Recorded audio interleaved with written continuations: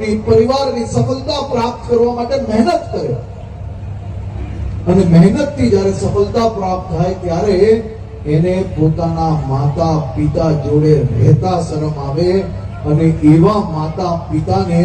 જે માતા પિતાએ બાળકોને મોટા કર્યા હોય એવા માતા પિતાને એ વૃદ્ધા આશ્રમમાં મૂકી આવે એવા દીકરા દીકરી પાસેથી આપણે ગામની અંદર ક્યારેય કોઈ પ્રસંગની અંદર ફંડ નહીં લઈએ એવું નક્કી કરી શકીએ. એક સંકલ્પ લેવાનો છે કે મારા જીવનમાં ગમે તેટલી સફળતા પ્રાપ્ત થાય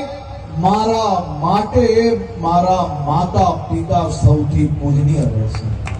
અને એવા દીકરા દીકરીઓને આજે હું કહેવા માંગુ છું કે ભલે આજે તમારા દીકરા દીકરી નથી, આજે તમારા દીકરા દીકરી નાના છે, તમે જે તમારા માતા પિતા જોડે કરો છો આ તમારા દીકરા દીકરી જોશે, સાંભળશે તો તમારી જોડે બી ભવિષ્યની અંદર આ જ કરશે.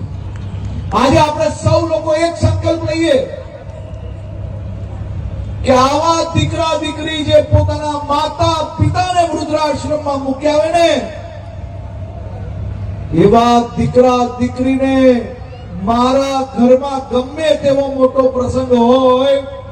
ભલે મારા ઘરમાં લગ્નમાં 25-50 જ મહેમાન હોય, ભલે ગમે તેટલો માલે તુજાર બની ગયો હોય,